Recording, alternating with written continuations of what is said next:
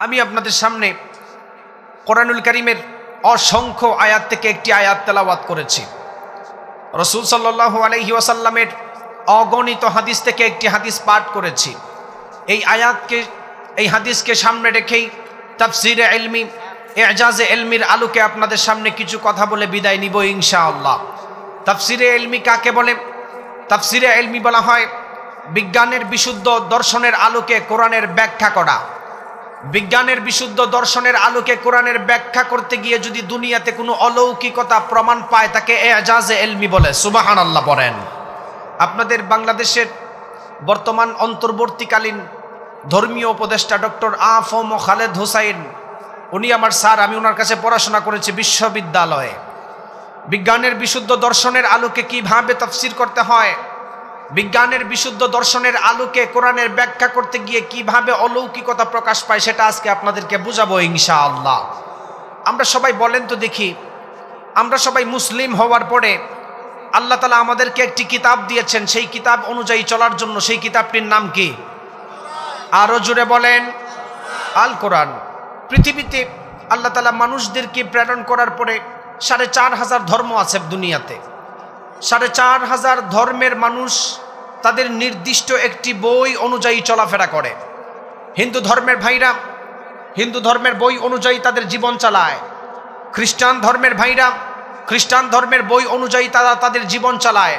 ইহুদি ধর্মের ভাইরা ইহুদি ধর্মের বই অনুযায়ী তারা তাদের জীবন চালায়। আপনি আমি কনভার্টেড মুসলিম নয়, আপনি আমি কুল্লু মাউলুদিন ইউলাদু আলাল ফিতরাতিল ইসলাম। জন্মগতভাবে আপনার বাবা মুসলমান হওয়ার কারণে আপনি মুসলিম হয়েছেন, ঠিক কিনা বলেন? জন্মগতভাবে আপনার মাকে মুসলমান দেখার কারণে আপনি আমি মুসলমান। সারা পৃথিবীর ৪৫০০ ধর্ম আছে। ৪০০০ ধর্মের মানুষ কোনো না কোনো বই ফলো করে তারা তাদের জিন্দেগি চালায়। ৪৫০০ ধর্মের মানুষের যেই বই আছে, এই বই থেকে কোরআন সারা পৃথিবীর মধ্যে সবচাইতে দামি হওয়ার ১ নাম্বার কারণ হচ্ছে Quran is a book that is most read in this world. Quran এমন এক কিতাব, যে কিতাব সারা পৃথিবীর অন্যান্য ধর্ম বইয়ের চাইতে সবচাইতে বেশি তেলাওয়াত করা হয়। বলেন সুবহানাল্লাহ। ফর এক্সাম্পল, আপনাদেরকে একটা উদাহরণ দেই। আমাদের আধুনিক জ্যোতির্বিজ্ঞানীদের দাবি অনুযায়ী পৃথিবীর আহ্নিক গতি, বার্ষিক গতি, ঘূর্ণায়মানের ক্ষেত্রে সারা পৃথিবীতে একটা টাইমের ব্যবধান রয়েছে। টাইমের ব্যবধান থাকার কারণে বাংলাদেশে এখন 10:30 বাজে। ইউনাইটেড স্টেট অফ আমেরিকার মধ্যে তাকাবেন, এখন দিনের বেলা। বাংলাদেশের সঙ্গে যদি আপনি ইংল্যান্ডের টাইম মিলাতে চান, টাইমের মিল খুঁজে পাবেন না। বাংলাদেশের সাথে যদি আপনি ফিনল্যান্ডের টাইম মিলাতে চান, টাইমের মিল খুঁজে পাবেন না। বাংলাদেশের সঙ্গে যদি আপনি নেদারল্যান্ডের টাইম মিলাতে চান, দেখবেন টাইমের মিল খুঁজে পাবেন না। বাংলাদেশের সঙ্গে যদি আপনি সুইজারল্যান্ডের টাইম মিলাতে চান, টাইমের মিল খুঁজে পাবেন না। আধুনিক জ্যোতির্বিজ্ঞানীদের দাবি অনুযায়ী আহ্নিক গতি, বার্ষিক গতি, ঘূর্ণায়মানের ক্ষেত্রে যেহেতু টাইমের ব্যবধান রয়েছে, টাইমের ব্যবধান থাকার কারণে সারা পৃথিবীর কোনো না কোনো দেশের মধ্যে মুসলিম রয়েছে। সারা পৃথিবীর কোনো না কোনো দেশের মধ্যে মুসলমান থাকার কারণে প্রতিনিয়ত টাইমের ব্যবধান থাকার কারণে আজান হয়। আজান হওয়া মাত্রই মুসল্লিরা মসজিদের মধ্যে দৌড়িয়ে কোরআন থেকে তেলাওয়াত করে নামাজ পড়ে। এর মাধ্যমেই বোঝা যায় সারা পৃথিবীর অন্যান্য ধর্ম বইয়ের চাইতে কোরআন 24 ঘন্টা তেলাওয়াত করা হয়। সুবহানাল্লাহ পড়েন। এই কোরআন সারা পৃথিবীর অন্যান্য ধর্ম বইয়ের চাইতে সবচাইতে দামি হওয়ার 1 নাম্বার কারণ Quran is a book that is most read in this world. সবচাইতে বেশি তেলাওয়াত করা হয়। এই কোরআন এমন এক কিতাব, যেই কিতাব সারা পৃথিবীর অন্যান্য ধর্ম বইয়ের চাইতে সবচাইতে বেশি বিনামূল্যেও মানুষ দান করেছেন। সুবহানাল্লাহ পড়েন। আর এই কোরআন এমন এক কিতাব, যেই কিতাবের আইনকে সমাজে বাস্তবায়ন করার জন্য, যেই কিতাবের আইনকে সমাজে এস্টাবলিশ করার জন্য, যেই কিতাবের আইনকে সমাজের মধ্যে রক্ষা করার জন্য লক্ষ লক্ষ যুবকরা অকাতরে তাদের জীবন দিয়েছেন, ঠিক কিনা বলেন? এখনো পর্যন্ত যারা কোরআনের বিরোধিতা করে, এখনো পর্যন্ত যারা ইসলামের বিরোধিতা করে, এখনো পর্যন্ত যারা মাদ্রাসাকে ব্যাঙের ছাতা বলে গালি দেয়, মনে রাখবেন তারা আবু জাহেলের উত্তরসূরি, ঠিক কিনা বলেন? কোরআন সারা পৃথিবীর অন্যান্য ধর্ম বইয়ের চাইতে সবচাইতে দামি হওয়ার অন্যতম কারণ হচ্ছে সবচাইতে বেশি তেলাওয়াত করা হয়। সুবহানাল্লাহ পড়েন। এই কোরআন তাফসিরে ইলমির আলোকে, ইজাজে ইলমির আলোকে সবচাইতে দামি হওয়ার অন্যতম একটি কারণ হচ্ছে এই কোরআন এমন এক কিতাব যেই ব্যক্তি তেলাওয়াত করে তারও ভালো লাগে, যেই ব্যক্তি তেলাওয়াত শুনে তারও ভালো লাগে। সুবহানাল্লাহ পড়েন। আল্লাহ রাব্বুল আলামিন কোরআন নাজিল করার মাধ্যমে দুনিয়ার মানুষদেরকে জানালেন, আমি আল্লাহ এই কোরআন নাজিল করার মাধ্যমে দুনিয়ার মানুষদেরকে হেদায়েতের গাইডলাইন দিয়েছি। যেই মানুষগুলি দুনিয়ার মধ্যে চলাফেরা করা অবস্থায় কোরআনকে মানবে, কোরআনকে জানবে, কোরআন অনুযায়ী জীবন চালাবে, রব্বুল আলামিন ওই মানুষটাকে জান্নাতে ঢুকায়া দিবেন, দুনিয়া এবং আখিরাতের সফলতা দান করবেন। আর যেই মানুষগুলি দুনিয়ার মধ্যে কোরআন পাওয়ার পরে কোরআনকে মানে না, নবী পাওয়ার পরে যারা নবীকে মানে নাই, মাদ্রাসা পাওয়ার পরে যারা নিজের সন্তানদেরকে মাদ্রাসা শিক্ষা দেয় নাই, রব্বুল আলামিন ওই মানুষদের সম্পর্কে জাহান্নামের কথাও বলেছেন। এই কোরআন সারা পৃথিবীর মধ্যে সবচাইতে দামি হওয়ার দ্বিতীয় নাম্বার অন্যতম কারণ হলো এই কোরআন যেই ব্যক্তি তেলাওয়াত করে তারও ভালো লাগে, যেই ব্যক্তি তেলাওয়াত শুনে তারও ভালো লাগে। সুবহানাল্লাহ। আপনাদেরকে একটা উদাহরণ দিলে ভালো করে বুঝতে পারবেন। ইমাম সাহেবরা যখন প্রত্যেক দিন নামাজে দাঁড়িয়ে যায়, নামাজে দাঁড়ানোর পরে প্রত্যেক দিন সূরা ফাতিহা দিয়ে ইমাম সাহেব নামাজ পড়ে। আপনার জিন্দেগির 50 থেকে 60 বছর জিন্দেগি কেটে গেল, একদিনও তো বলেন নাই ও হুজুর আপনি আজকে সূরা ফাতিহা বাদ দিয়ে বুখারী শরীফের শেষ হাদিস দিয়ে নামাজ পড়ান। এই কথা বলার কি কোনোদিন আমাদের কোনো চান্স হয়েছে নাকি? আপনাদের এলাকায় যারা হজ করেছেন, উমরা করেছেন, আপনাদের এলাকায় যারা মক্কা মদিনার মধ্যে নামাজ পড়েছেন, তাদেরকে আপনি প্রশ্ন করে দেখেন, হাজী সাহেবরা আপনারা প্রশ্ন করে জিজ্ঞেস করেন, মক্কা মদিনায় যখন ইমাম সাহেবরা নামাজের মধ্যে দাঁড়িয়ে যায়, তেলাওয়াত শুরু করলে পিছন দিক দিয়ে মুসল্লি হাউমাউ করে কাঁদতে থাকে। এর মাধ্যমেই বোঝা যায় এই কোরআন যেই ব্যক্তি তেলাওয়াত করে তারও ভালো লাগে। এই কোরআনের অ্যাট্রাকশনের এমন পাওয়ার, যেই ব্যক্তি তেলাওয়াত শুনে তারও ভালো লাগে, সেই মানুষটা কান্না শুরু করে। সুবহানাল্লাহ। এই কোরআন সারা পৃথিবীর মধ্যে দামি হওয়ার অন্যতম একটা কারণ হলো বিশ্বনবী সাল্লাল্লাহু আলাইহি ওয়াসাল্লাম বুখারীর বর্ণনায় জানালেন, মান ক্বারাআ হারফাম মিন কিতাবিল্লাহি ফালাহু হাসানাহ ওয়াল হাসানাতু বিআশরি আমসালিহা।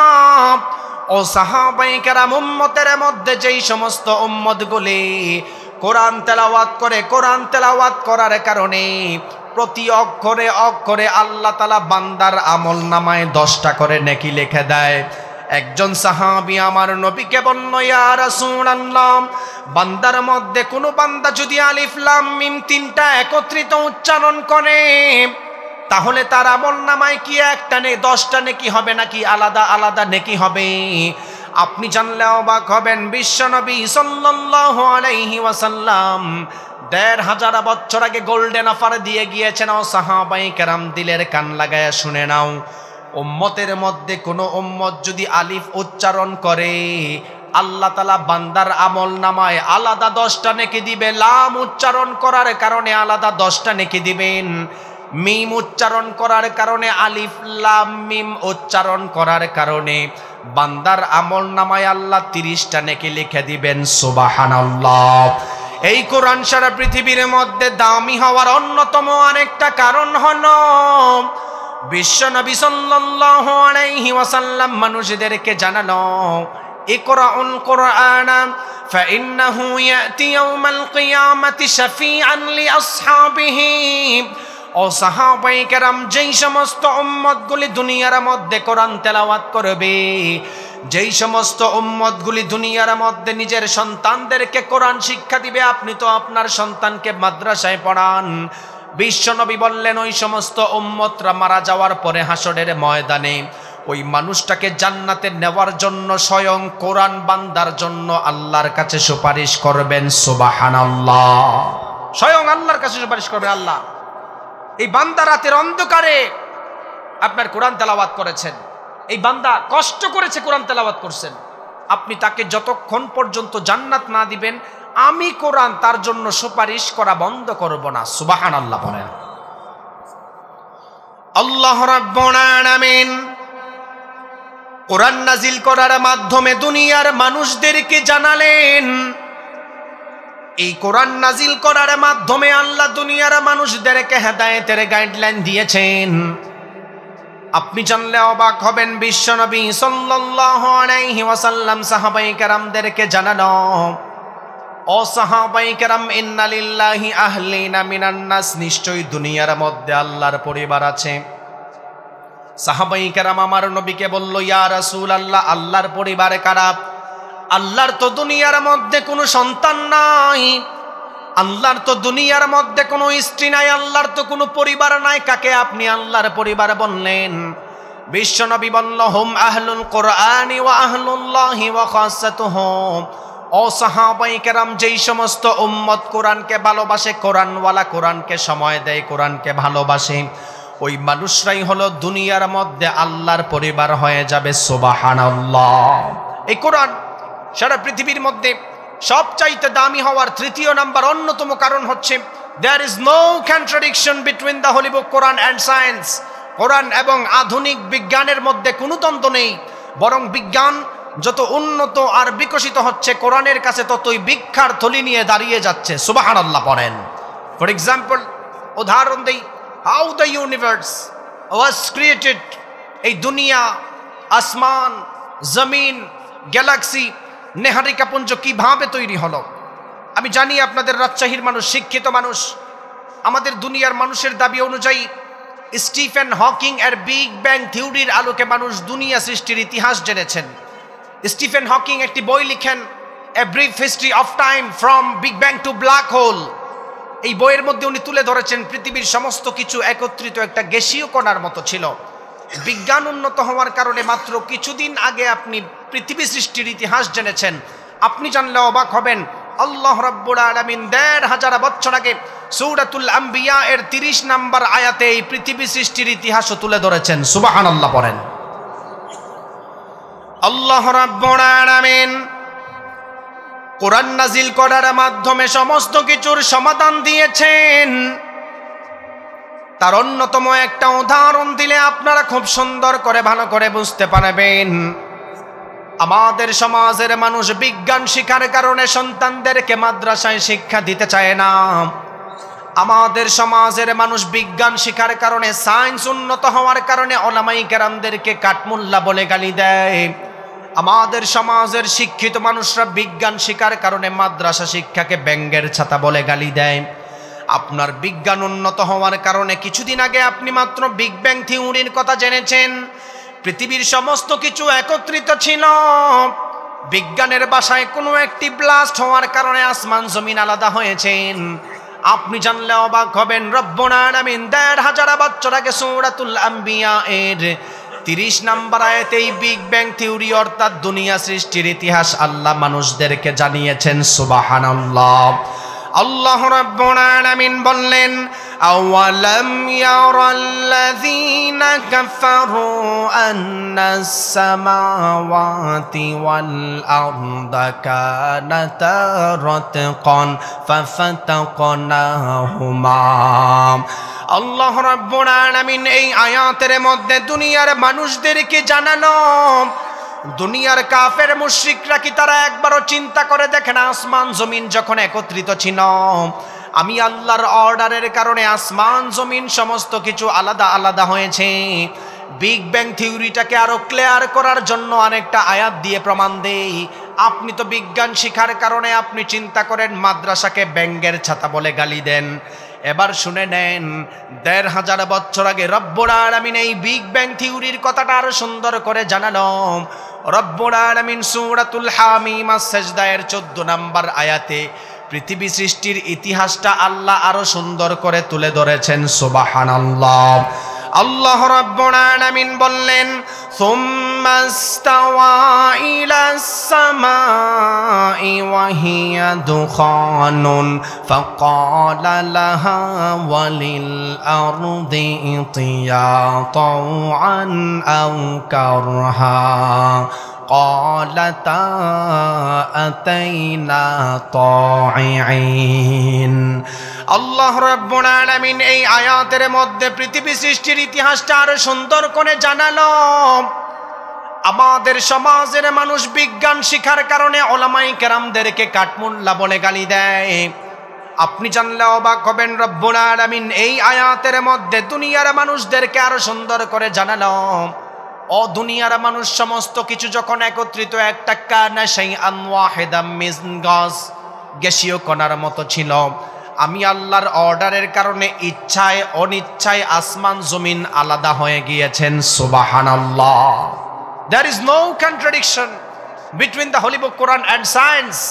আধুনিক বিজ্ঞানের সঙ্গে কোরআনের কোনো দ্বন্দ্ব নাই, বরং বিজ্ঞান যত উন্নত আর বিকশিত হচ্ছে, কোরআনের কাছে ভিক্ষার থলে নিয়ে দাঁড়িয়ে যাচ্ছে। তার অন্যতম একটা উদাহরণ দিই, সবাই হাত তুলেন আমার সঙ্গে।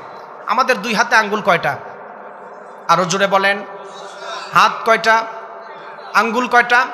10টা। বিজ্ঞানের দাবি অনুযায়ী 1856 সালের আগে মানুষ ফিঙ্গারপ্রিন্টের তথ্য জানতো না। আধুনিক বিজ্ঞানের দাবি, কোরআনের দাবি না। বিজ্ঞানের দাবি অনুযায়ী 1856 সালের আগে মানুষ ফিঙ্গারপ্রিন্টের তথ্য জানতো না। আপনাদের এই রাজশাহী সদরে যদি কোনো মানুষ জায়গা জমি ক্রয় করে হাতের ছাপ নেয় কি নেয় না? নেয় না?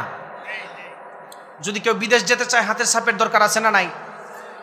বিজ্ঞানের দাবি অনুযায়ী 1856 সালের আগে মানুষ হাতের ফিঙ্গারপ্রিন্টের তথ্য জানতো না। ব্রিটিশ বিজ্ঞানী উইলিয়াম হার্শাল মানবদেহের উপর রিসার্চ করার মাধ্যমে দুনিয়ার মানুষদেরকে জানিয়েছেন, 1856 সালে উনি তথ্য জানিয়েছেন আল্লাহ তাআলা মানুষদেরকে এমন ভাবে সৃষ্টি করেছেন, আপন ভাইয়ের সঙ্গে আপন ভাইয়ের হাতের রেখার কোনো মিল নাই। সুবহানাল্লাহ পড়েন। আর আপনি যেই কোরআনকে ব্যাকডেটেড কিতাব বলেন, ওলামায়ে কেরামদেরকে আপনি কাঠমোল্লা বলে গালি দেন, আপনি জানলে অবাক হবেন। এই আল্লাহ তাআলা এই ফিঙ্গারপ্রিন্টের তথ্য ১৫০০ বছর আগে সূরাতুল কিয়ামা এর ৩ এবং ৪ নম্বর আয়াতে তুলে ধরেছেন। সুবহানাল্লাহ পড়েন। আল্লাহ রাব্বুল আলামিন কোরআন নাজিল করার মাধ্যমে সমস্ত কিছুর সমাধান দিয়েছেন। তার অন্যতম আরেকটা উদাহরণ দিলে আপনারা খুব ভালো করে বুঝতে পারবেন। 1856 সালের আগে দুনিয়ার মানুষ ফিঙ্গারপ্রিন্টের তথ্য জানতো না। 1856 সালের আগে মানুষ হাতের ছাপের কথা জানতো না। আপনি জানলে অবাক হবেন, বিজ্ঞান উন্নত হওয়ার কারণে 1856 সালে জেনেছেন। অথচ রব্বুল আলামিন ১৫০০ বছর আগে সূরাতুল কিয়ামা এর ৩ এবং ৪ নম্বর আয়াতে এই ফিঙ্গারপ্রিন্টের তথ্য আল্লাহ মানুষদেরকে সুন্দর করে জানিয়ে দিয়েছেন। সুবহানাল্লাহ। আল্লাহ রাব্বুল আলামিন বললেন, আয়াহসাবুল ইনসানু আল্লান নাজমা'a ইযামা বালা কাদিরিনা আলা আন নুসাউইয়া বানানা। আল্লাহ রাব্বুল আলামিন এই আয়াতের মধ্যে দুনিয়ার মানুষদেরকে জানালেন, দুনিয়ার কিছু কাফির মুশরিক ছিল, তারা দুনিয়ার মধ্যে পুনরুত্থানকে আবার বিশ্বাস করত না। রব্বুল আলামিন যখন হাসরের ময়দানে লেভেল প্লেইং ফিল্ড কায়েম করবেন, হাসরের ময়দান কায়েম করতো, কিছু কিছু কাফের মুশরিক বলতো, আল্লাহ তাআলা কি মানুষদেরকে আবার একত্রিত করতে পারবেন? আল্লাহ তাআলা তাদের জবাবে আয়াত নাজিল করে বলল, দুনিয়ার কাফের মুশরিকরা, তোমরা একবার চিন্তা করে দেখো, হাসরের ময়দানে আমি আল্লাহ তাআলা তোমাদের হাতের অগ্রভাগ, তোমাদের হাতের রেখাগুলি পর্যন্ত আবার তুলার সক্ষম আমি আল্লাহ রাখি। সুবহানাল্লাহ। বিজ্ঞান উন্নত হওয়ার কারণে মানুষ তো কোরআন শিখতে চায় না। আমাদের সমাজের মানুষ বিজ্ঞান উন্নত হওয়ার কারণে ওলামায়ে কেরামদেরকে কাঠমোল্লা বলে গালি দেয়, মানুষদেরকে মাদ্রাসা শিক্ষার বিরোধিতা করাতে চায়। আপনি জানলে অবাক হবেন, বিজ্ঞান উন্নত হওয়ার কারণে মানুষদেরকে হয়তো কিছুদিন আগে বিজ্ঞান আপনাকে তথ্য দিয়েছেন, আপনি জানলে অবাক হবেন, রব্বুল আলামিন ১৫০০ বছর আগে এই বিজ্ঞানের কথাগুলি ১৫০০ বছর আগে কোরআনের বিভিন্ন জায়গায় আল্লাহ আয়াত নাজিল করে জানিয়েছেন। সুবহানাল্লাহ। আরেকটা উদাহরণ দেই, বিজ্ঞান উন্নত হওয়ার কারণে মানুষদেরকে তথ্য দিয়েছেন সূর্য ঘুরে নাকি পৃথিবী ঘুরে, এই নিয়ে ঠেলাঠেলি আছে না নাই? কিছু মানুষ হয়তো আমার ওয়াজ বুঝতেছেন, কিছু বুঝতেছেন না। আগের জমানার বিজ্ঞানীদের দাবি ছিল সূর্য এক জায়গায় থাকে, পৃথিবী অন্য জায়গা দিয়ে ঘুরে। বিজ্ঞান উন্নত হওয়ার কারণে কিছুদিন আগে মাত্র ঘোরাঘুরির সমাধান দিয়েছেন। আপনি আপনার সন্তানকে এই মাদ্রাসায় কেন দিবেন? ওলামায়ে কেরামদেরকে কেন আপনার সন্তানের সঙ্গে সম্পর্ক করাবেন? আমি অধিকাংশ সময় বলে থাকি, আধুনিক বিজ্ঞানের সঙ্গে কোরআনের কোনো দ্বন্দ্ব নাই। বরং বিজ্ঞান যত উন্নত আর বিকশিত হয়, কোরআনের কাছে ভিক্ষার থলি নিয়ে দাঁড়ায়। অন্যতম প্রমাণ দেই যে বিজ্ঞান উন্নত হওয়ার কারণে ঘোরাঘুরির সমাধান মাত্র কিছুদিন আগে দিয়েছেন আল্লাহ তাআলা। ১৫০০ বছর আগে সূরাতুল ইয়াসিনের মধ্যে এই ঘোরাঘুরির সমাধানও দিয়েছেন। সুবহানাল্লাহ বলেন। আল্লাহ রাব্বুল আলামিন কোরআন নাজিল করার মাধ্যমে সমস্ত কিছুর সমাধান দিয়েছেন। তার অন্যতম আরেকটা উদাহরণ দিলে আপনারা খুব ভালো করে বুঝতে পারবেন। বিজ্ঞান উন্নত হওয়ার কারণে ঘোরাঘুরির সমাধান মাত্র কিছুদিন আগে আপনাদের সামনে তুলে ধরেছেন। আপনি জানলে অবাক হবেন, রব্বুল আলামিন কোরআনুল কারীমের বিজ্ঞানময় সূরাতুল ইয়াসিনের মধ্যে ১৫০০ বছর আগে সূর্য ঘোরাঘুরির সমাধান আল্লাহ দিয়েছেন। সুবহানাল্লাহ। আল্লাহ রাব্বুল আলামিন বললেন, ওয়াশ-শামসু তাজরি লিমুস্তাকাররিন লাহা যালিকা তাকদীরুল আজিজিল আলীম ওয়াল কমারা قدرناه منازل حتى عاد كالعرجون القديم لا الشمس ينبغي لها أن تدرك القمر ولا الليل سابق النهار وكل في فلك يسبحون। আল্লাহ রাব্বুল আলামিন এই আয়াতের মধ্যে দুনিয়ার মানুষদেরকে জানালেন, চন্দ্রকে চলার জন্য আল্লাহ আলাদা রাস্তা দিয়েছেন। চন্দ্র কখনো সূর্যের রাস্তায় চলাফেরা করতে পারে না, সূর্য কখনো চন্দ্রের রাস্তায় চলাফেরা করতে পারে না। দিন যেমন রাতের উপর কায়েম হতে পারে না, রাত যেমন দিনের উপর কায়েম হতে পারে না। রব্বুল আলামিন বললেন, ওয়া কুল্লুম ফি ফালাকি ইয়াসবাহুন, সমস্ত কিছু তার আপন আপন গতিপথে চলাফেরা করেছেন। সুবহানাল্লাহ। কোরআন থেকে আমরা প্রমাণ পেলাম সূর্য ঘুরে নাকি পৃথিবী ঘুরে। এবার আসেন বিশ্ব নবী সাল্লাল্লাহু আলাইহি ওয়াসাল্লামের হাদিস থেকে শুনি। আল্লাহর নবী আবু যর রাদিয়াল্লাহু তাআলা আনহুকে বলল, আবু যর, সূর্য প্রত্যেক দিন পূর্ব দিক থেকে ঘুরে গিয়ে পশ্চিম দিকে কোথায় যায়?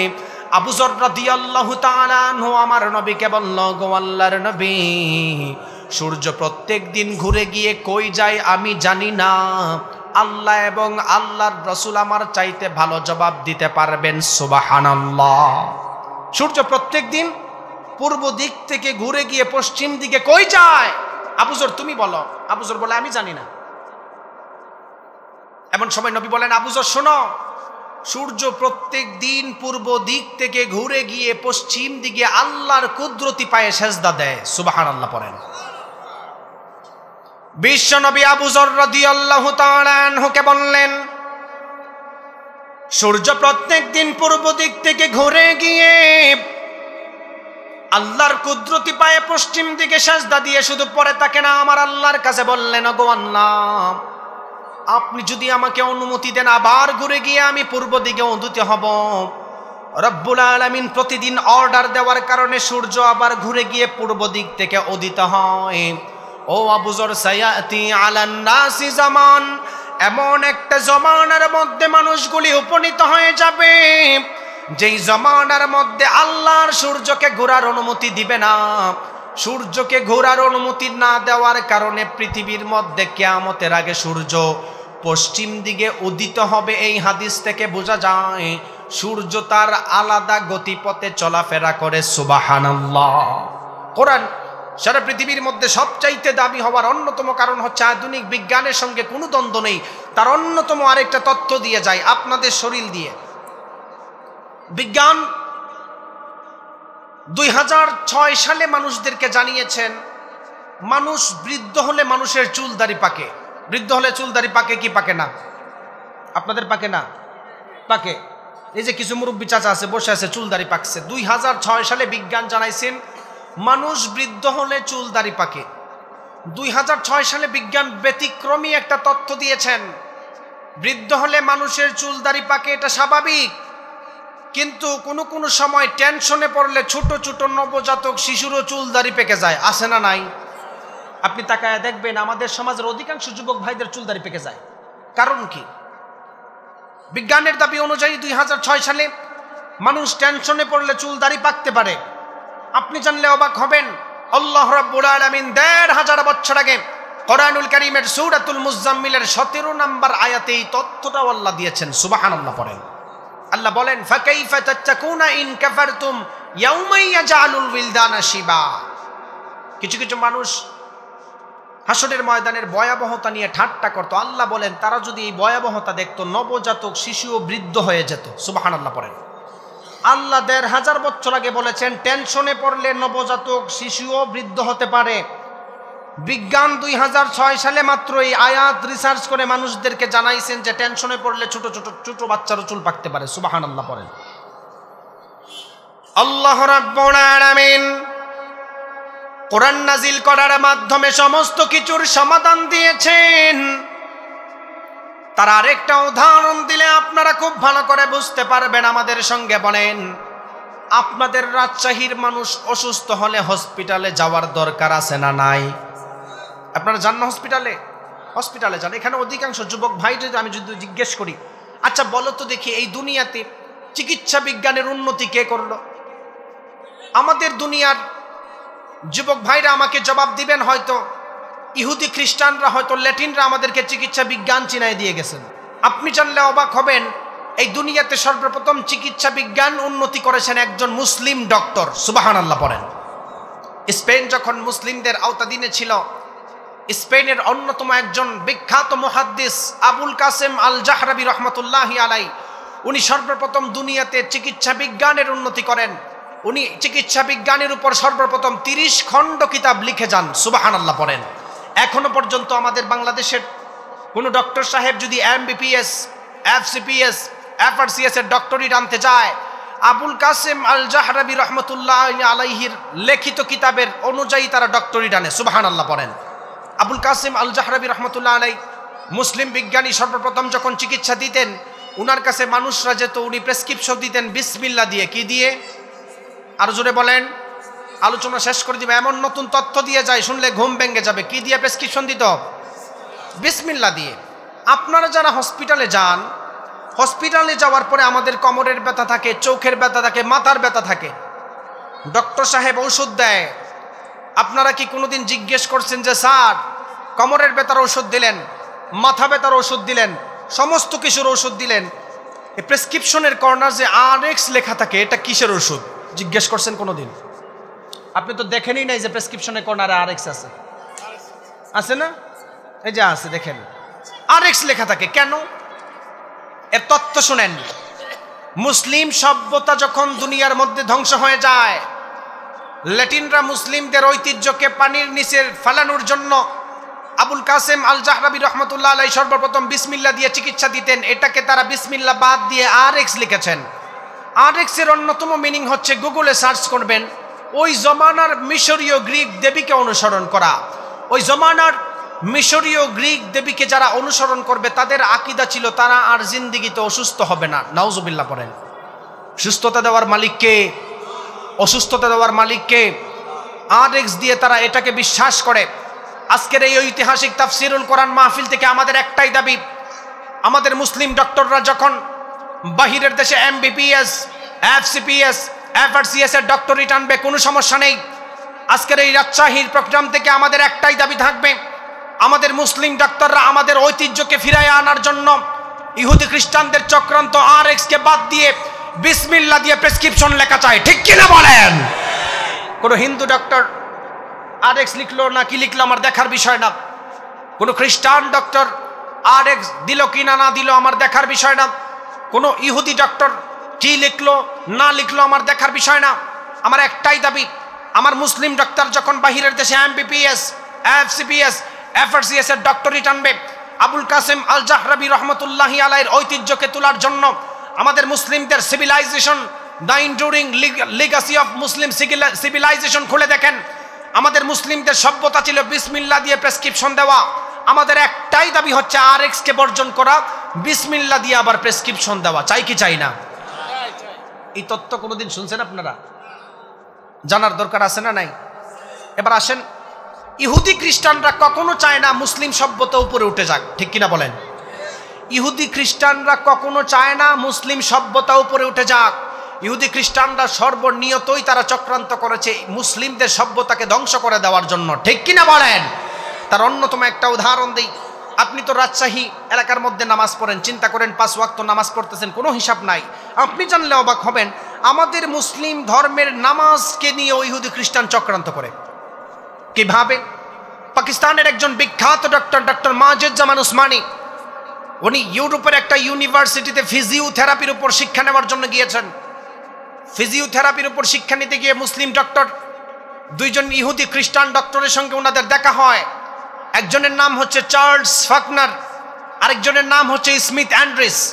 পাকিস্তানের ডক্টর মাজেদুজ্জামান উসমানী দাবি করেন, ইহুদি 2 জন ডক্টরের কাছে যখন আমি ফিজিওথেরাপি শিখতে যাই, ওনাদের কাছে সারা পৃথিবীর বিভিন্ন ধর্মের মানুষরা আসে চিকিৎসা নেওয়ার জন্য। কারোর এক্সচেঞ্জ সেন্টারে সমস্যা, কারোর ঘাড়ের ব্যথা, কারোর কোমরের ব্যথা, কারোর উচ্চ রক্তচাপ।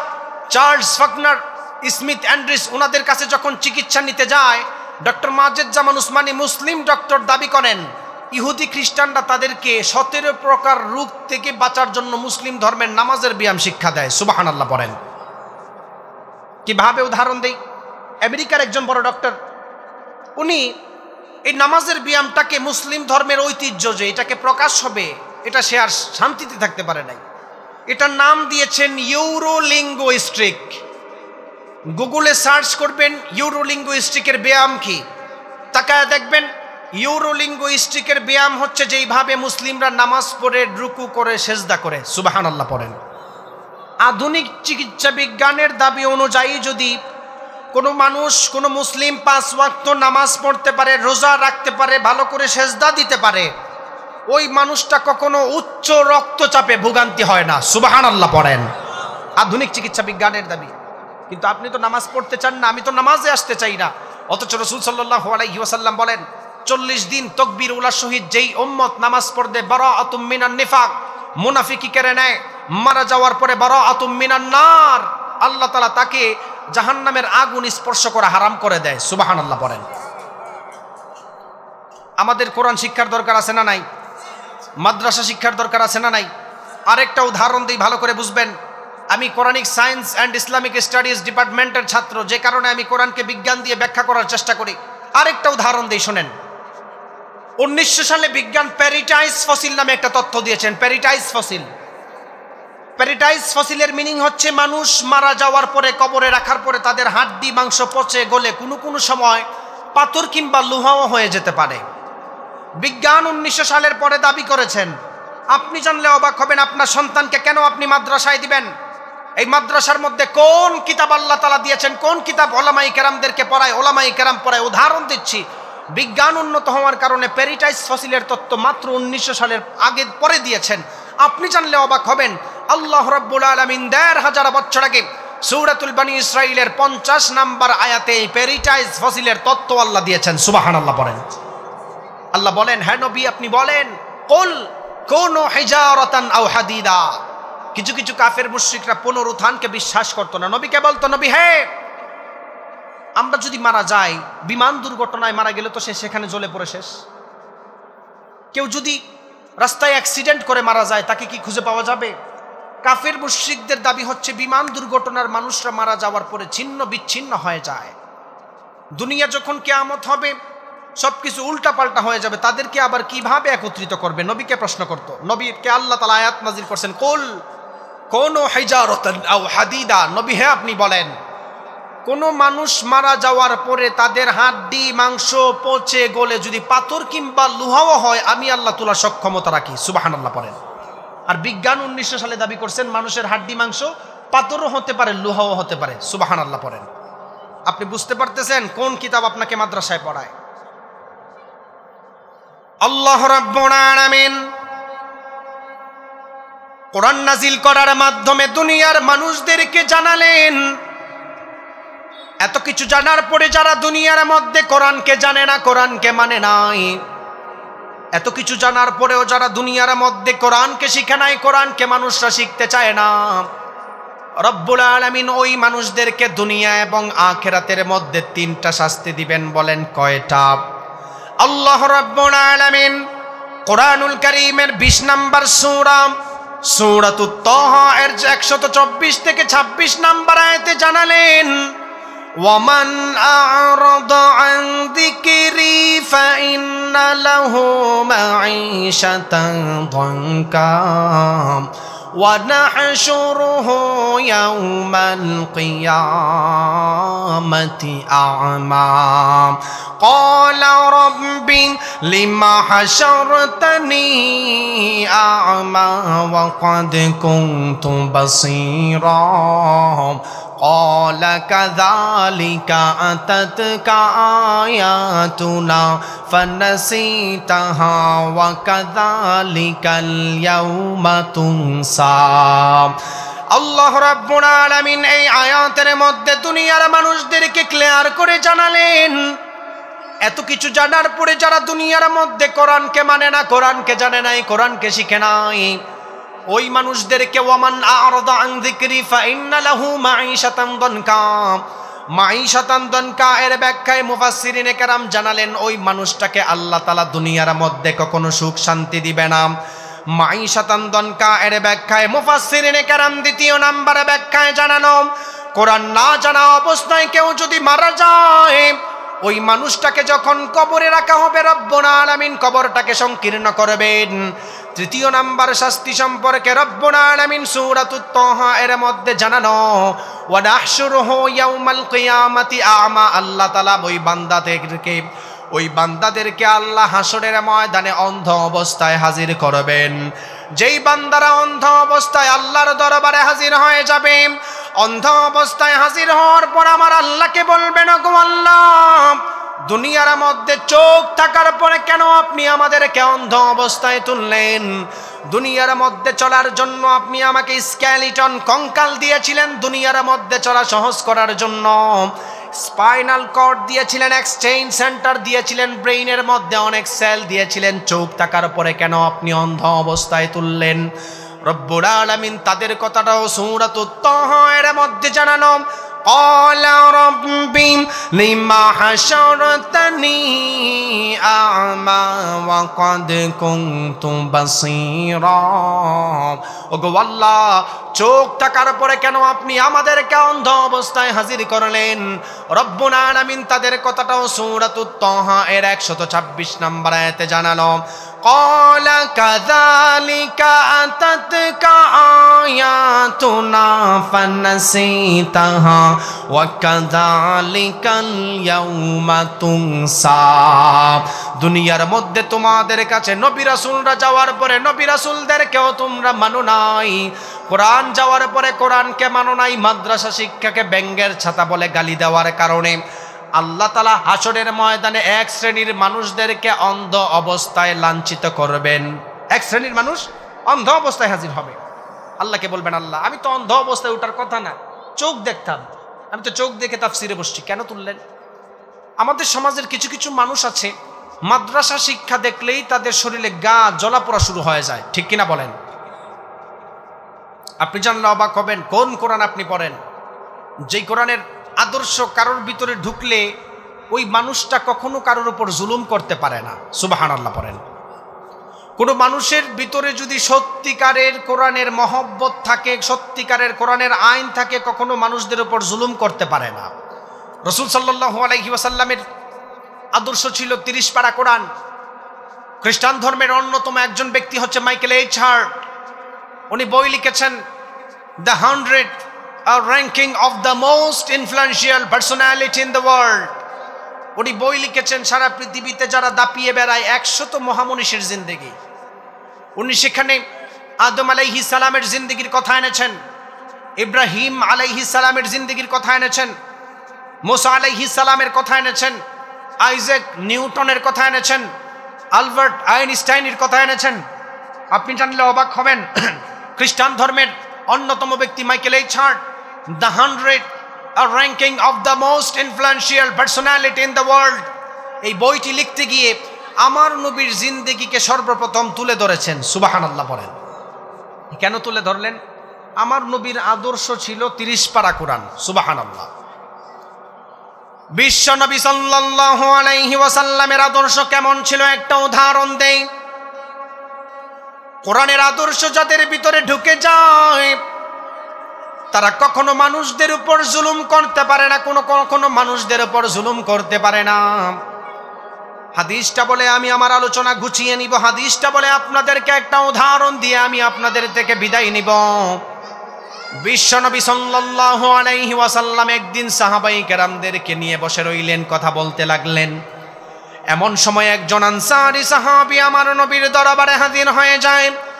আমার নবীকে বলল, ইয়া রাসূলুল্লাহ, আমার তো অভাব অনটন রয়েছে, আপনি আমাকে কিছু টাকা পয়সা দান করে দেন। আপনি জানলে অবাক হবেন, রহমাতুল লিল আলামিন নবীর কাছে কোনো টাকা ছিল না। আমার নবী একবার ডান দিকের সাহাবায়ে কেরামদের দিকে তাকায়, ডান দিকের সাহাবায়ে কেরামও কোনো কথা বলে না। আমার নবী বাম দিকের সাহাবীদের দিকে তাকালো, আমার নবীর দিকে তাকায়া কোনো সাহাবী কথা বলে না, অর্থাৎ কারোর কাছে সেই মজলিসে টাকা নাই। আনসারী সাহাবী আল্লাহর কাছে, আল্লাহর নবীর কাছে টাকা চাওয়ার পর আল্লাহর নবী টাকা দিতে পারেন নাই। এমন সময় ওই জমানার সবচাইতে বড় ইহুদি পণ্ডিত আল্লাহর নবীর দরবারে হাজির হয়ে বলল, গো আল্লাহর নবী, একজন সাহাবী আপনার কাছে টাকা চেয়েছে, আপনি টাকা দিতে পারেন নাই, আপনার কোনো সাহাবীর কাছে টাকা নাই। আপনি একটা কাজ করেন, আমি এই জমানার সবচাইতে বড় ইহুদি পণ্ডিত এবং ধনী মানুষ, আমার থেকে আপনি একটু ঋণ নিয়ে নেন। অমুক মাসের অমুক তারিখেই টাকা দিলে চলবে, আপনার কাছে এর আগে টাকা চাইব না। আপনি জানলে অবাক হবেন, বিশ্বনবী সাল্লাল্লাহু আলাইহি ওয়াসাল্লাম ইহুদির থেকে টাকা ঋণ নিয়ে সাহাবায়ে কেরামদেরকে দিলেন। আপনি জানলে অবাক হবেন, আল্লাহর নবী কিছুদিন পরে একটা সফরে বের হবেন। ইহুদি টাকা নেওয়ার সময় হওয়ার আগে আল্লাহর নবীর কাঠগড়ার মধ্যে দাঁড়ায়া আমার নবীকে কষ্ট দেওয়া শুরু করে দিলেন। নাউজুবিল্লাহ। নবীকে কষ্ট দিতেছেন। আমাদের দেশে কিছু মানুষ আছে দেখবেন, টাকা দেওয়ার পরে যদি চুক্তি থাকে অমুক মাসের অমুক তারিখে টাকা দেওয়া হবে, এর আগে তুমি আইসো না। কিছু খারাপ মানুষ আছে টাইম শেষ হওয়ার আগেই বাড়ির দুয়ারে আইসা কষ্ট দেওয়া শুরু করে, আছে না নাই? ইহুদের সঙ্গে চুক্তি হয়েছিল অমুক মাসের অমুক তারিখে টাকা নিবে, এর আগে চাইতে পারবা না। ঘটনাক্রমে 15 দিন আগেই নবীর দরবার হাজির, নবী কোনো সফর করতে পারবেন না, এই মুহূর্তে আমাকে টাকা দেন। নাউজুবিল্লাহ পড়েন। বিশ্ব নবী সাল্লাল্লাহু আলাইহি ওয়াসাল্লামের সফরটাকে স্থগিত করলেন। যোহরের সময় আল্লাহর নবীকে রাস্তার মধ্যে আটকিয়ে ফেললেন। ইহুদি বললেন, এই মুহূর্তে যদি আপনি আমাকে টাকা না দেন আপনাকে ছাড়া হবে না। আপনি জানলে অবাক হবেন, সাহাবায়ে কেরাম রাগান্বিত হয়ে বললেন, গো আল্লাহর নবী, ইহুদির সঙ্গে তো চুক্তি হয়েছিল অমুক মাসের অমুক তারিখে টাকা দিবেন, এখন তো সে আপনাকে কষ্ট দেওয়া শুরু করেছে, তার সঙ্গে আমরা ফয়সালা করি। আল্লাহর নবী তার সঙ্গে খারাপ ব্যবহার করতে নিষেধ করেছেন। ইহুদি আমার নবীর সঙ্গে খারাপ ব্যবহার করতে করতে একটা পর্যায়ে চলে যায়। আল্লাহর নবীর ঘাড়ের মধ্যে এইরকম একটা চাদর ছিল। ইহুদি আল্লাহর নবীর ঘাড়ের চাদরে ধরে এমন জোরে টান দিলেন, আমার নবীর ঘাড়ের মধ্যে রক্তের দাগ বসে গেল। আল্লাহর নবী তখন রাগান্বিত হন নাই। আসরের জামাত সেইখানে পড়লেন, আল্লাহর নবীকে ছাড়ে না। মাগরিবের জামাত সেইখানে পড়লেন, আল্লাহর নবীকে ছাড়ে না। এশারের জামাত হয়ে যাওয়ার পর ইহুদি আমার নবীকে বলল, আল্লাহর নবী, আপনাকে এখান থেকে ছাড়া হবে না। জোহর থেকে আসর এশার পর্যন্ত বসায় রাখছি, যতক্ষণ পর্যন্ত টাকা না দিবেন ততক্ষণ পর্যন্ত ছাড়া হবে না। আমার নবী রহমাতুল লিল আলামিন নবী রাগান্বিত না হয়ে সেখানেই এশারের জামাত পড়লেন। সুবহানাল্লাহ। তাহাজ্জুদের সময় হয়ে গেল, আল্লাহর নবী তাহাজ্জুদের জন্য তিনি দাঁড়িয়ে গেল। ওই জায়গার মধ্যে আল্লাহর নবী তাহাজ্জুদের নামাজ আদায় করলেন। তাহাজ্জুদের নামাজ আদায় করার পরে ফজরের জামাত যখন হয়ে যায়, ফজরের জামাত শেষ হওয়ার পরে ইহুদি আল্লাহর নবীর দরবারে হাজির হয়ে আমার নবীকে বলল, ইয়া রাসূলুল্লাহ, আমি তো আপনাকে পরীক্ষা করার জন্য এতক্ষণ বসাইছি, কষ্ট দেওয়ার জন্য বসাই নাই। আমি তো তৌরাতের এমন বড় একজন পণ্ডিত, তৌরাতের মধ্যে আমি পড়াশোনা করেছি। শেষ নবীর খাসিয়ত হলো কোরআনের আইন ওনার ভিতরে থাকবে, ওনারকে যদি কেউ কোনো কষ্ট দেয় উনি তার উপর জুলুম করেন না। আপনার উপর জুলুম করেছি, আপনি রাগ করেন না। ওগো আল্লাহর নবী, আপনি সত্য নবী, আমি ইহুদি সমস্ত মানুষদেরকে সাক্ষী রেখে এই ময়দানে ইসলামের ছায়াতলে চলে আসলাম। সুবহানাল্লাহ। শুধু ইসলামের ছায়াতলে চলে আসি নাই, আমার জিন্দেগির 3 ভাগ টাকা আল্লাহর রাস্তায় দান করলাম। নবীর আদর্শর দাম আছে না নাই?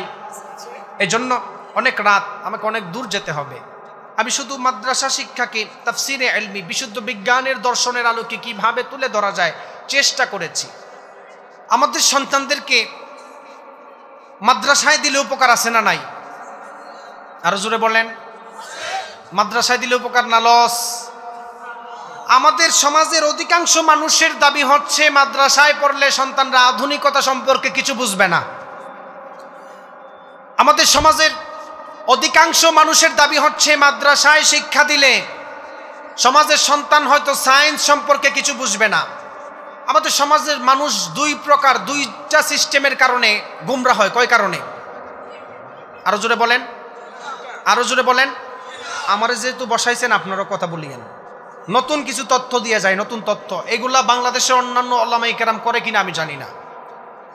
আমাদের দেশের কিছু কিছু শিক্ষিত মানুষ আছে বাহিরের দেশে পড়াশোনা করে, বাহিরের দেশে পড়াশোনা করার পরে বাংলাদেশে আসার পরে মাদ্রাসা শিক্ষাকে ব্যাঙের ছাতা বলে গালি দেয়। এমন আছে না নাই?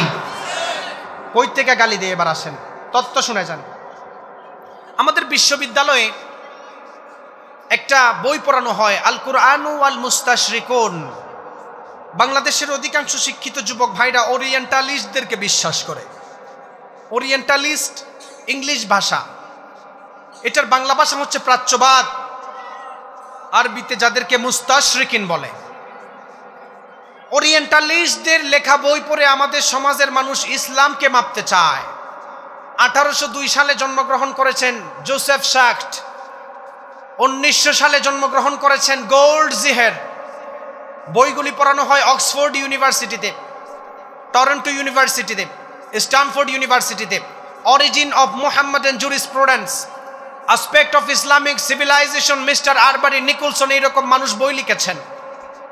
1800 সালে বই লিখেছেন অরিজিন অফ মুহাম্মাদান জুরিসপ্রুডেন্স। এই বইয়ের মধ্যে একজন ইহুদি ব্যক্তি জোসেফ শাক্ট, ইহুদি ব্যক্তি বই লিখতে গিয়ে উনি তুলে ধরেছেন রাসূল সাল্লাল্লাহু আলাইহি ওয়াসাল্লামের মতো আদর্শবান নবী আর আসবে না। সুবহানাল্লাহ পড়েন।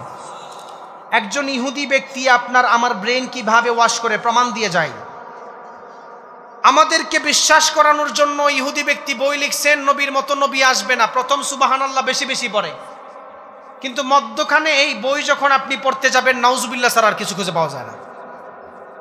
জোসেফ শাক্ট বই লিখছেন রাসূল সাল্লাল্লাহু আলাইহি ওয়াসাল্লামের উপর যে কিতাব নাজিল হয়েছেন এই কোরআন, এটা বানাওয়াট। নাউজুবিল্লাহ পড়েন। আপনি তাকায় দেখবেন বাংলাদেশের অধিকাংশ মানুষ এখন কোরআনকে বানাওয়াট বলে গালি দেয়। আছে না নাই? বাংলাদেশের অধিকাংশ মানুষ কোরআন শিক্ষাকে ব্যঙ্গের ছাতা বলে গালি দেয় একমাত্র ওই 1800 সালের বই পড়ার কারণে। ইহুদি ব্যক্তি জোসেফ শাক্ট বই লিখেছেন, বই লিখতে গিয়ে বলেন রাসূল সাল্লাল্লাহু আলাইহি ওয়াসাল্লাম যে জিহাদ করেন এটা আসলে জিহাদ না, এটা নারী পাওয়ার জন্য জিহাদ। নাউজুবিল্লাহ পড়েন।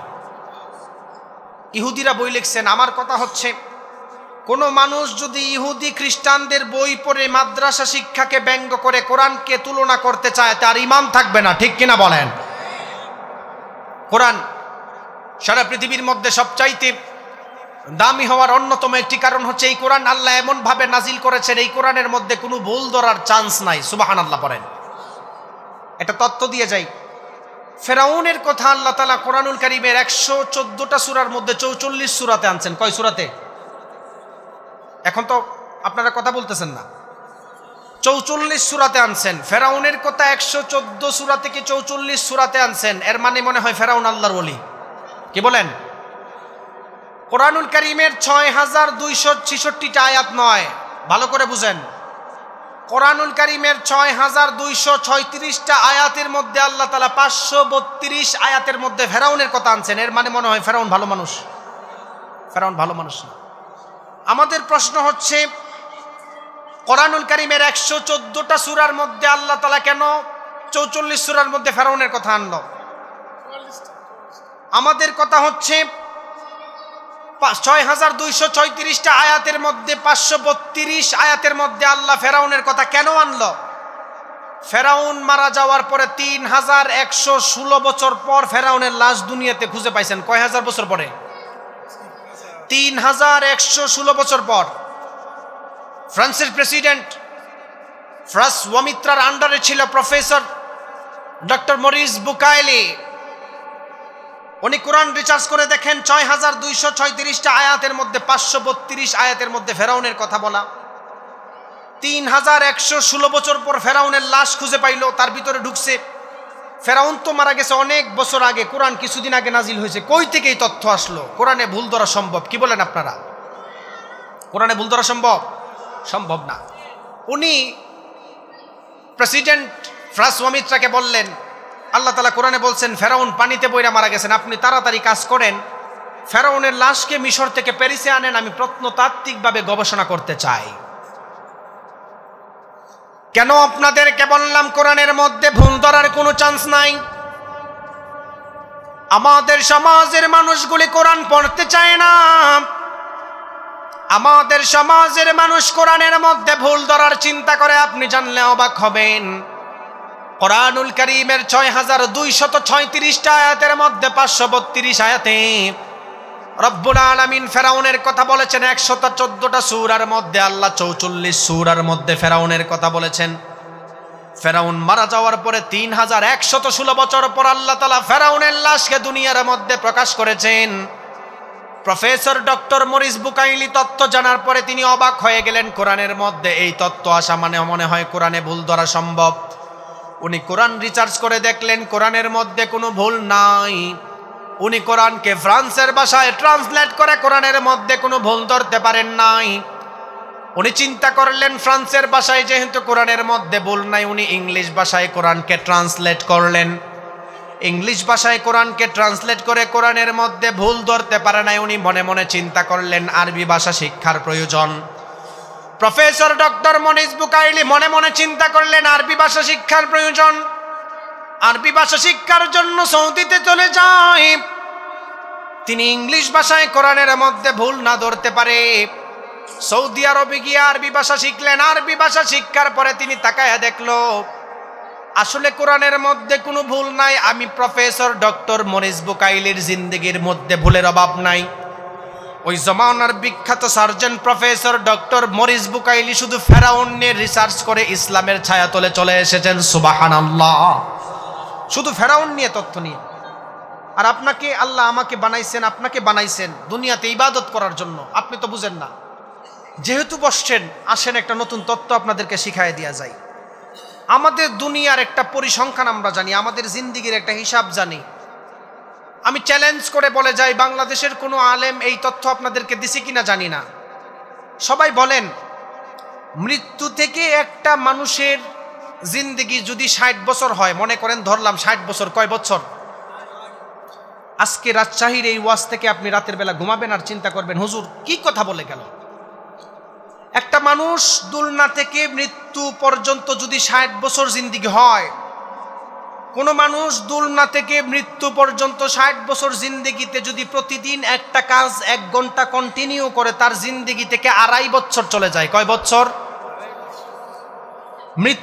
জন্ম থেকে মৃত্যু পর্যন্ত প্রতিদিন 1 ঘন্টা একটা কাজ করার যদি করে, 60 বছর জিন্দিগিতে 1 ঘন্টা করার জন্য 2.5 বছর নাই।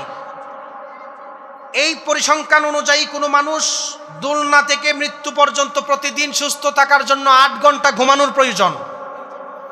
দুলনা থেকে মৃত্যু পর্যন্ত কোনো মানুষ যদি 8 ঘন্টা প্রতিদিন ঘুমায়, তার জিন্দিগির মধ্যে 20 বছর ঘুমের মধ্যে নাই। আপনি চিন্তা করছেন? কোনো মানুষ দুনিয়াতে চলার জন্য সর্বনিম্ন 6 ঘন্টা কাজ করা লাগে। ধরলাম দুলনা থেকে মৃত্যু পর্যন্ত একটা মানুষ প্রতিদিন একটা কাজ করে 6 ঘন্টা, 8 ঘন্টা ঘুমানোর কারণে 20 বছর জিন্দিগি থেকে ঘুমের মধ্যে নাই। 6 বছর প্রতিদিন একটা কাজ করার জন্য আরো 15 বছর নাই, গেল কত বছর? 35 বছর। 60 বছর জিন্দিগির মধ্যে 35 বছর শুধু ঘুমে নাই আর কাজে নাই। এবার আসেন, আমরা প্রতিদিন ভাত খাবার খাই, 2 ঘন্টা সময় যায় কি যায় না? আমাদের বাংলাদেশের মানুষ এত আজাইরা টাইপের, একটা সিগারেট ধরাতে গেলেও 20 মিনিট নাই হয়ে যায়, ঠিক কিনা বলেন? এক কাপ চা খাইতে গেলে 1 ঘন্টা সময় আড্ডা দেয়। কোনো মানুষ যদি দুলনা থেকে মৃত্যু পর্যন্ত খাবারের পিছনে 2 ঘন্টা ব্যয় করে, কথার কথা, ঘুমানোর কারণে 20 বছর নাই, কাজ 6 ঘন্টা করার কারণে 15 বছর নাই, 35 বছর নাই, 60 বছর জিন্দেগির মধ্যে 2 ঘন্টা খাবারে ব্যয় করার জন্য আরো 5 বছর নাই, ঘুম কাজ খাবার 40 বছর নাই। চিন্তা করিয়েন আপনার জিন্দেগির কাজ কি, আর বাকি আছে কত বছর? আরো জোরে বলেন, 20 বছর। এই 20 বছরের মধ্যে প্রতিদিন 1 ঘন্টা আমরা টয়লেটের মধ্যে কাটাই ফেলি। এইভাবে যদি আপনি হিসাব করেন আমরা সারা জিন্দেগিতে কত আজাইরা কথা বলতেছি, এই পরিসংখ্যান অনুযায়ী বোঝা যায় দুনিয়ার মানুষের 60 বছর জিন্দেগিটাই বৃথা। ঠিক কিনা বলেন? এই বৃথা জিন্দেগি কাজে লাগানোর দরকার আছে না নাই? এই বৃথা জিন্দেগি, পুরা 60 বছর জিন্দেগি আপনার ইবাদত হবে যদি আপনি কোরআন মেনে চলতে পারেন। সুবহানাল্লাহ বলেন। আল্লাহ রাব্বুল আলামিন বললেন, কোরআন নাজিল করার মাধ্যমে আল্লাহ দুনিয়ার মানুষদেরকে হেদায়েতের গাইডলাইন দিয়েছেন। যেই মানুষগুলি দুনিয়ার মধ্যে কোরআন পড়া অবস্থায় কোরআনকে মানবে, কোরআনকে জানবে, রব্বুল আলামিন ওই মানুষটার জিন্দেগির অন্যান্য কাজকেও আল্লাহ তাআলা ইবাদতে কনভার্ট করে দেয়। আপনি যদি ঈমানের সহিত এশার নামাজ পড়তে পারেন, দেখবেন ফজর পর্যন্ত ঘুমটা আল্লাহর ইবাদত হয়ে যায়। সুবহানাল্লাহ। তাহলে আপনার জিন্দেগির 20 বছর ঘুমে ইবাদত হইল। কোরআন সারা পৃথিবীর মধ্যে অন্যান্য ধর্ম বইয়ের চাইতে সবচাইতে দামি হওয়ার অন্যতম একটি কারণ হচ্ছে এই কোরআন এমন এক কিতাব, যেই কিতাবের মতো অন্য আরেকটা কিতাব বানানো কখনো সম্ভব না। সুবহানাল্লাহ পড়েন। দুনিয়ার অধিকাংশ মানুষ কোরআন পড়ে, কিন্তু কোরআনের রসম সম্পর্কে তারা ভালো করে জানে না। অধিকাংশ মানুষ কোরআন পড়ে কিন্তু কোরআনের আইন সম্পর্কে জানতে চায় না। রাসূল সাল্লাল্লাহু আলাইহি ওয়াসাল্লাম বলেন, ইউশিকু আইয়াতিয়া আলান নাসি জামান, সাহাবাই কেরাম শোনো, এমন একটা জমানায় মানুষগুলি উপনীত হবে যেই জমানার মধ্যে লা ইয়াবকা মিনাল ইসলামি ইল্লা ইসমুহু, ইসলাম শুধু নামে থাকবে, ইসলাম কাজে থাকবে না। ঠিক কিনা বলেন? আমাদের সমাজে কোরআন দেখবেন আইনগতভাবে বাস্তবায়ন হবে না। আমাদের সমাজের মানুষগুলি শুধু কোরআন পড়তে জানে, কোরআনের আইন সমাজের মধ্যে বাস্তবায়ন করতে জানে না। আল্লাহর নবী বললেন, ইউশিকু আইয়াতিয়া আলান নাসি জামান, ও সাহাবায়ে কেরাম, এমন একটা জমানার মধ্যে মানুষগুলি উপনীত হবে যেই জমানার মধ্যে মানুষ ইসলামকে শুধু নামে ইউজ করবে, কাজে ইউজ করবে, ইসলামটা বাস্তবায়নে সমাজে থাকবে না। ওয়ালা ইয়াবকা মিনাল কুরআনি ইল্লা রাসমুহু, কোরআন শুধু অক্ষরগতভাবে সমাজের মধ্যে থাকবে, কিন্তু কোরআন মানুষ ভালো করে পড়তে পারবে না। আল্লাহর নবী বললেন, ওই জামানার মধ্যে আল্লাহ তাআলা ফালিয়ারতাকিবুহু ইনদা যালিকা রিহান হামরা, আল্লাহ তাআলা সমাজের মধ্যে অগ্নিবায়ু চালু করে দিবেন। আপনি তাকায় দেখেন, আমেরিকার ক্যালিফোর্নিয়ার লস অ্যাঞ্জেলেসের মধ্যে কোরআন বিরোধিতা করার কারণে, গান বাজনা চালু করার কারণে আল্লাহ তাআলা অগ্নিবায়ু দিয়ে, আগুন দিয়ে পুরা স্টেটকে জ্বলায়া দিয়েছেন। ঠিক কিনা? পুরা স্টেটকে আল্লাহ জ্বলাই দিয়েছেন এই কয়েকদিন আগে। আল্লাহ বলেন, কোরআন যদি না মানো আল্লাহ তাআলা অগ্নিবায়ু দিবেন। নবী বলেন, ওয়া তুআল্লিমা লিগাইরিদ্দিন, মাদ্রাসা শিক্ষার ফজিলতটা বুঝেন। এই আজকের মাদ্রাসা শিক্ষার যে কতটুকু দরকার, আল্লাহর নবী ১৫০০ বছর আগে বলেছেন, শেষ জমানায় মানুষ মাদ্রাসা শিক্ষার বিরোধিতা করবে, গান বাজনার মধ্যে লিপ্ত হবে। ঠিক কিনা বলেন? মাদ্রাসা শিক্ষা যেদিন থেকে মানুষ পিছু দেওয়া শুরু করবে, আল্লাহর নবী বলেন, ফালিয়ারতাকিবুহু ইনদা যালিকা রিহান হামরা, অগ্নিবায়ু চালু করবেন। আপনি তাকায়া দেখেন, আমেরিকার মধ্যে দিন বলতে কিছু নাই। ক্যালিফোর্নিয়া, লস অ্যাঞ্জেলেস ছবি বানাইতো, সিনেমা বানাইতো, কোরআনের বিরোধিতা করতো, পুরা স্টেট আল্লাহ জ্বালাই দিচ্ছেন অগ্নিবায়ুর মাধ্যমে। আপনি বলেন তো দেখি, এই কোরআন বিরোধিতা করার কারণে আমেরিকাকে যদি আল্লাহ জ্বালাইতে পারে, বাংলাদেশে গজব দিতে পারে কি পারে না? মাদ্রাসা শিক্ষার বিরোধিতা করা যাবে? মাদ্রাসা শিক্ষার বিরোধিতা করা যাবে? করা যাবে না। রাসূল সাল্লাল্লাহু আলাইহি ওয়াসাল্লাম বলেন, যখন মানুষ কোরআন শিক্ষার বিরোধিতা করবেন তখন খসফান আও মাসখান, মানুষের চেহারা বিকৃত হবে। নাউজুবিল্লাহ পড়েন। মানুষের চেহারা বিকৃত হবে। আপনি বলবেন, হুজুর মানুষের চেহারা আল্লাহ তো এই পর্যন্ত বিকৃত করলো না। আরে মিয়া, মানুষের চেহারা আল্লাহ বিকৃত করবে দূরে কথা, মানুষ নিজেই মানুষ থাকতে চায় না, জানোয়ার হয়ে যায়। কেমন? গত 2 বছর আগে নিউজ দেখলাম, আমেরিকার বিখ্যাত একজন পপ তারকা $10 লাখ ইউজ করে তার চেহারাটাকে কুকুরের চেহারা বানাইছেন। আল্লাহ তাআলা গজব দেওয়ার দরকার আছে? সে তো নিজেই মানুষ থাকতে চায় না। গত বছরের একটা জরিপ শোনাই, সারা পৃথিবীতে 10টা হিংস্র প্রাণীর লিস্ট করা হয়েছেন। কয়টা? আরো জোরে বলেন, আরো জোরে বলেন। 10টা হিংস্র প্রাণীর লিস্ট করা হয়েছে সারা পৃথিবীতে। 1 নম্বর, সারা পৃথিবীতে সবচাইতে ভয়ঙ্কর প্রাণী হচ্ছে মশা, যার কামড়ে 7,50,000 মানুষ সারা ওয়ার্ল্ডের মধ্যে মারা যায়। যেই মশাকে আপনি থাপ্পড় দিলে হাড্ডিগুড্ডি ভাঙে যায়, সেই মশা সারা পৃথিবীর সবচাইতে ভয়ানক 1 নম্বর প্রাণী। 2 নম্বর, জরিপ অনুযায়ী বোঝা যায় সারা পৃথিবীর সবচাইতে ভয়ানক প্রাণী হচ্ছে আপনার মতো আমার মতো মানুষ, যাদের দাঙ্গা হাঙ্গামা করার কারণে সারা পৃথিবীতে 4.5 লক্ষ মানুষ প্রতি বছর মারা যায়। নাউজুবিল্লাহ পড়েন। 3 নম্বর, সবচাইতে ভয়ানক প্রাণী হচ্ছে সাপ, যার কামড়ে সারা পৃথিবীতে 1,79,000 মানুষ সারা ওয়ার্ল্ডের মধ্যে মারা যায়, বিশেষ করে আফ্রিকা, ব্রাজিলের মধ্যে। 4 নম্বর ভয়াবহ প্রাণী, গত বছরের জরিপ, 4 নম্বর ভয়াবহ প্রাণী হচ্ছে কুকুর। কুকুরের কামড়ে প্রায় সারা পৃথিবীতে, সারা ওয়ার্ল্ডে প্রতি বছর 1,50,000 মানুষ মারা যায়। এই গত বছর আমার চট্টগ্রামে আমার পাশের মসজিদের খতিব রাস্তা দিয়ে হাঁটতেছে, কুকুরের বাচ্চা একটা খামসা দিছিল, পাগল হয়ে মারা গেছে। নিউজ হয়তো আপনারা দেখছেন।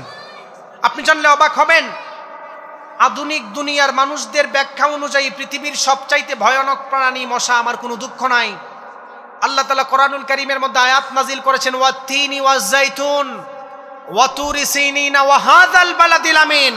3 জায়গার কসম খেয়ে আল্লাহ বলতেছেন, লাকাদ খালাকনাল ইনসানা ফি আহসানি তাকওয়িম। আমি মানুষদেরকে সুন্দর, একদম সুন্দর স্ট্রাকচার দিয়ে অতি উত্তমভাবে বানাইছি। সুবহানাল্লাহ পড়েন। আমার প্রশ্ন হচ্ছে, হিংস্র প্রাণীর কাতারে মানুষ কেন 2 নম্বরে থাকবে? ঠিক কিনা বলেন? হিংস্র প্রাণী মশা 1 নম্বর মানতে পারলাম, হিংস্র প্রাণী 3 নম্বর সাপ মানতে পারলাম, মানুষ কেন 2 নম্বর হিংস্র প্রাণী হলো? তার মূল কারণ কি জানার দরকার আছে না নাই? মানুষ সারা পৃথিবীতে হিংস্র প্রাণী হওয়ার মূল কারণ হচ্ছেই ওয়া তুআল্লিম আলি গায়রিদ দ্বীন, ইসলাম শিক্ষা থেকে দূরে চলার যাওয়ার কারণে। ঠিক কিনা বলেন? ওলামায়ে কেরাম কষ্ট করে মাদ্রাসা দিছেন, ওলামায়ে কেরাম কষ্ট করে মাদ্রাসায় পড়ে, কত টাকা বেতন দেন? কত টাকা বেতন দেন আলেমদেরকে আপনারা? তারা আপনার এলাকার মধ্যে আইসা তারা মাদ্রাসা করে সন্তানদেরকে দ্বীন শিক্ষা দিচ্ছে, যেন পৃথিবীর নিকৃষ্ট মানুষ না হয়। আল্লাহর নবী বলেন, খায়রুকুম মান তাআল্লামাল কুরআনা ওয়া আল্লামা। দুনিয়ার মধ্যে যেই মানুষ কোরআন শিক্ষা দেয়, কোরআন শিক্ষা করে, কোরআন শিক্ষা নেয়, তারা সর্বোত্তম মানুষ। সুবহানাল্লাহ পড়েন। উলামায়ে কেরামদেরকে কত টাকা বেতন দেন? তারা নবীওয়ালা কাজ বিদায় মাদ্রাসাকে ধরে রাখছেন। ঠিক কিনা বলেন? নবীওয়ালা কাজ বিদায় আজকে মহিলা মাদ্রাসা। আপনি জানলে অবাক হবেন, এই বালিকা মাদ্রাসা পৃথিবীর অধিকাংশ ইতিহাস ঘুরে গিয়েছেন মায়েদের জন্য। মারা শিক্ষিত ছিল, অধিকাংশ ইতিহাস ঘুরায় দিয়েছেন। সুবহানাল্লাহ পড়েন। এজন্য আজকের এই মাহফিল থেকে ওনাদেরকে ধন্যবাদ দেওয়ার দরকার। একটা মহিলা মাদ্রাসা খুলেছেন, শুধু পুরুষরাই মাদ্রাসায় পড়ে, মহিলাদের কোনো সুযোগ নাই। আল্লাহ কি কোনো জায়গায় বলছে পৃথিবীর সমস্ত পুরুষ আলেম হয়ে যাও? বলেন নাই। আল্লাহ তাআলা গোটা মানুষদেরকেই বলেছেন, নর ও নারী সবাইকে এলমে দ্বীন শিক্ষা করা ফরজ। কতটুকু এলমে দ্বীন শিক্ষা করা ফরজ? যতটুকু শিক্ষা না নিলেই নয়, সবাইকে আলেম হতে বলে নাই। আপনি সুদ খাইলে যে গুনাহ হবে আপনি জানেন না? জানার পরে যে সুদ খান, এর মানে কি বোঝা গেল জানেন? আপনি ঠিক মতো দিন মানেন না। আপনি ঘুষ খাইলে গুনাহ হবে আপনি জানেন, জানার পরেও যে ঘুষ খান, এর মাধ্যমে বোঝা গেল সত্যিকারের দিন আপনি জানেন না। আল্লাহ তাআলা হাসরের ময়দানে লেভেল প্লেইং ফিল্ড ময়দান যখন কায়েম করবেন, আল্লাহ তাআলা জিব্রাইল আলাইহিস সালামকে বলবেন, জিব্রাইল তাড়াতাড়ি জাহান্নামকে নিয়ে আসো, জাহান্নামকে হাজির করো। আল্লাহ রাব্বুল আলামিন হাসরের ময়দানে জাহান্নামকে হাজির করার জন্য বলবেন, জিব্রাইল আলাইহিস সালাম 70,000 জিনজিলের মাধ্যমে জাহান্নামকে হাজির করে ফেলবেন। 70,000 জিনজিলের মাধ্যমে যখন হাসরের ময়দানে জিব্রাইল আলাইহিস সালাম জাহান্নামকে আনবেন, আপনি জানলে অবাক হবেন। সেই জাহান্নাম জাহান্নামীদেরকে দেখার পর এমন জোরে গর্জন দিবেন, এমন জোরে গর্জন দেওয়া শুরু করবে, জিব্রাইল আলাইহিস সালাম নিজেই ৭০,০০০ জিনজিল ছেড়ে আরশের খুঁটির নিচে পলায়ন করবেন। এমন সময় আল্লাহ তাআলা আমার নবীকে বলবেন, ইয়া রাসূলুল্লাহ, আপনি আমার সামনে হাজির হয়ে আমার কাছে আপনি হাজিরা দেন।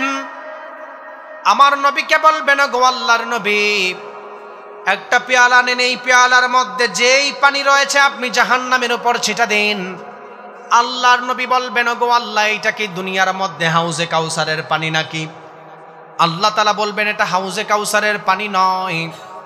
আল্লাহ তাআলা বলবেন, দুনিয়ার কোনো অন্য পানি নয়। ও নবী, আপনি ভালো করে শুনে নেন, উম্মতের মধ্যে, বান্দার মধ্যে যেই সমস্ত উম্মতরা দুনিয়ার মধ্যে কোরআন শিক্ষা করার পরে, ভুল বুঝার পরে আমি আল্লাহর কাছে ক্ষমা চেয়ে কেঁদেছিল, তার চোখের পানি দিয়ে আমি আল্লাহ জাহান্নামকে ঠান্ডা করব। সুবহানাল্লাহ।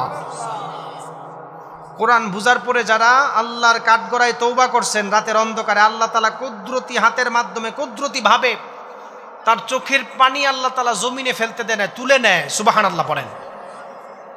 সেই জাহান্নামকে আল্লাহ তাআলা সেদিন বান্দার চোখের পানির মাধ্যমে ঠান্ডা করবেন। এজন্য কোরআন শিক্ষার দরকার আছে না নাই? মাদ্রাসা শিক্ষার দরকার আছে না নাই? মাদ্রাসা শিক্ষার বিরোধিতা করা যাবে?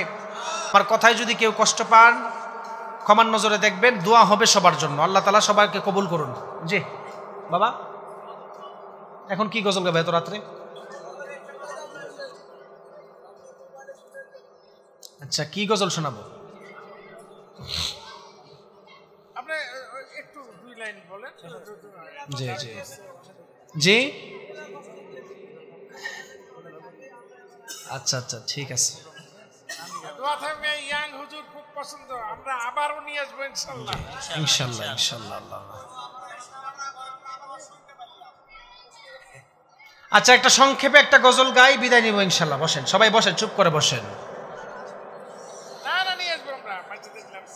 যাদের হৃদয়ে আছে আল্লাহর ভয়, তারা কভু পথ ভুলে যায় না। আল্লাহর প্রেম ছাড়া এই দুনিয়ায় কারো কাছে কোনো কিছু চায় না, কারো কাছে কোনো কিছু চায় না। যাদের হৃদয়ে আছে আল্লাহর ভয়, তারা কভু পথ ভুলে যায় না। আল্লাহর প্রেম ছাড়া এই দুনিয়ায় কারো কাছে কোনো কিছু চায় না, কারো কাছে কোনো কিছু চায় না। রাতের আধারে যারা সেজদাতে রয়, দু চোখের স্রোতে নদী যেন বয়। ছলনার হাত ছানি যতই আসুক, ছলনার হাত ছানি যতই ডাকুক, পিছনে ফিরেও তাকায় না। যাদের হৃদয়ে আছে আল্লাহর ভয়, তারা কভু পথ ভুলে যায় না। আল্লাহর প্রেম ছাড়া এই দুনিয়ায় কারো কাছে কোনো কিছু চায় না, কারো কাছে কোনো কিছু চায় না। দিন কায়েমের পথে যারাও বিচল, তারা হলো আল্লাহর প্রিয়জন। বাতিলের কাছে যারা হার মানে না, সংগ্রাম করে যায় আমরণ। হেরার আলোতে যার হৃদয় রঙিন, হাতে আল কোরআনের দীপ্ত সঙ্গীত, সত্যের পথে যারা নিবেদিত প্রাণ, সত্যের পথে যার নিবেদিত প্রাণ, শত্রুকে কবু ভয় পায় না। যাদের হৃদয়ে আছে আল্লাহর ভয়, তারা কবু পথ ভুলে যায় না। আল্লাহর প্রেম ছাড়া এই দুনিয়ায় কারো কাছে কোনো কিছু চাই না। সবার জন্য দোয়া হবে ভাই, যে বসেন। জি, আমরা আমাদের জিন্দেগির শেষ মোনাজাত, শেষ তাফসির মনে করে দোয়া করব। যাদের মা বাবা নাই তাদের জন্য দোয়া হবে, যাদের মা বাবা আছে তাদের জন্য নেক হায়াতের দোয়া করা হবে। এই এলাকার বিশেষ করে মাদ্রাসা কে যেন আল্লাহ তাআলা কবুল করে নেন। এই এলাকার যত মুর্দে গান আছে সবার জন্য দোয়া হবেন। আলহামদুলিল্লাহ রাব্বিল আলামিন, ওয়াসসালাতু ওয়াসসালামু আলা সাইয়্যিদিল মুরসালিন। ربنا ظلمنا أنفسنا وإن لم تغفر لنا وترحمنا لنكونن من الخاسرين رب ارحمهما كما ربياني صغيرا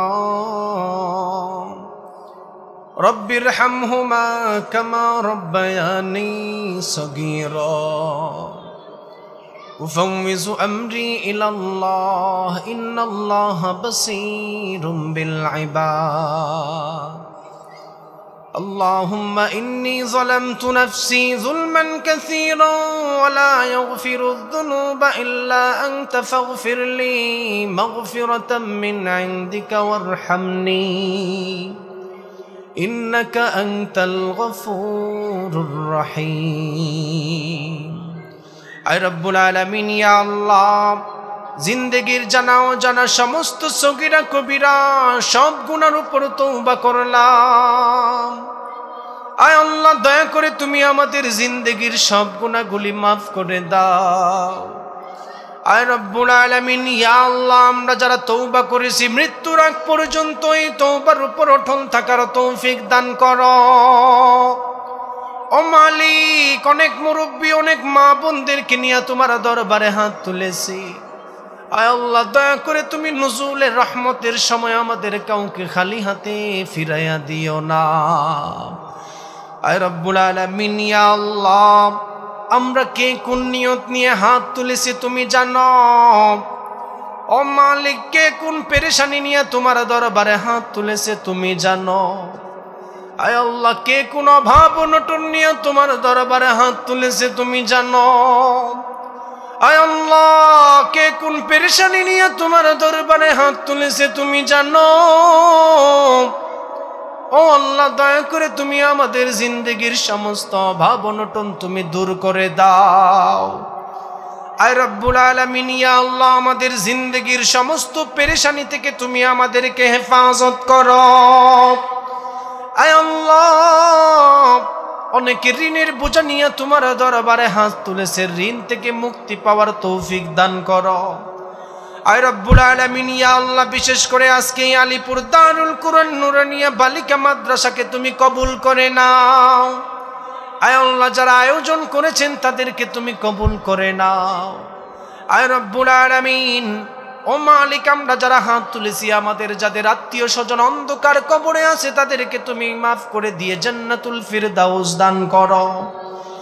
আয় আল্লাহ, আমাদের যাদের মা বাবা অন্ধকার কবরে আছে জানি না তাদের কোন হালত।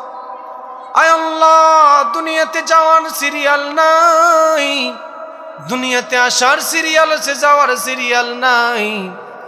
আয় আল্লাহ, জানি না কার মা বাবা অন্ধকার কবরে আছে তাদেরকে মাফ করে দিয়ে জান্নাতুল ফিরদাউস দান করো। আয় আল্লাহ, আমরা যারা হাত তুলেছি আমাদের যাদের মা বাবা দুনিয়াতে বেঁচে আছে তাদেরকে খেদমত করার তৌফিক দাও। ও মালিক, আমরা যারা হাত তুলেছি বিশেষ করে এই এলাকার যত মানুষ অসুস্থ বিমার অবস্থায় আছেন সবাইকে শিফায়ে কামিলা আজলা দান করো। আয় রব্বুল আলামিন, ও মালিক, বিশেষ করে এই এলাকার উপর তুমি রহমত বর্ষণ করো। আয় রব্বুল আলামিন, ইয়া আল্লাহ, আমরা যারা হাত তুলেছি আয় আল্লাহ আমাদেরকে একবার হলেও হজ করার তৌফিক দান করিও। ও মালিক, যাদের হজ করার তৌফিক নাই তাদেরকে হজ করার তৌফিক দান করো। আয় আল্লাহ, যাদের হজ করার তৌফিক আছে হজ করার জন্য তুমি তাদেরকে কবুল করে নাও। আয় আল্লাহ, মেয়ে পুরুষ সহ যারা মুরব্বী বাবা আলেম ওলামাদেরকে নিয়ে হাত তুলেছি, আয় আল্লাহ, ইয়া আল্লাহ, দয়া করে আমাদেরকে জিন্দেগিতে একবার হলেও স্বপ্ন যুগে রাহমাতুল লিল আলামিন নবীর দেখা তুমি দিও। আয় আল্লাহ, আমাদেরকে একবার হলেও নবীর রওজা জিয়ারত করার তৌফিক দিও। আয় রব্বুল আলামিন, ইয়া আল্লাহ, এই এলাকার মানুষদেরকে ইসলামের জন্য তুমি কবুল করে নাও। আয় আল্লাহ, আমরা যারা হাত তুলেছি আমাদেরকে মৃত্যুর আগ পর্যন্ত ঈমানের হালতে চলার তৌফিক দিও। আয় রব্বুল আলামিন, ফেরাউন, হামান, নমরুদ যেই রাস্তায় চলেছেন সেই রাস্তায় আমাদেরকে চালাইও না। আয় আল্লাহ, তারা যেই রাস্তায় ধ্বংস হয়েছেন আমরা সেই রাস্তায় যেতে চাই না। আয় আল্লাহ, লক্ষ লক্ষ নবী রাসূল সাহাবায়ে কেরাম তাবে তাবিঈন যেই রাস্তায় চলেছেন সেই রাস্তায় চলার তৌফিক দিও। আজকে আমাদের এই তাফসীরুল কোরআন প্রোগ্রাম থেকে লাখো কোটি দুরুদ ও সালাম মায়ার নবী রাহমাতুল লিল আলামিনের দরবারে তুমি পৌঁছায়া দাও। ও সাল্লাল্লাহু তাআলা আলা খায়রি খালকিহি মুহাম্মাদিন ওয়া আলিহি ওয়া আসহাবিহি আজমাইন। আমিন আমিন বিহাক্কি লা ইলাহা ইল্লাল্লাহু মুহাম্মাদুর রাসূলুল্লাহ।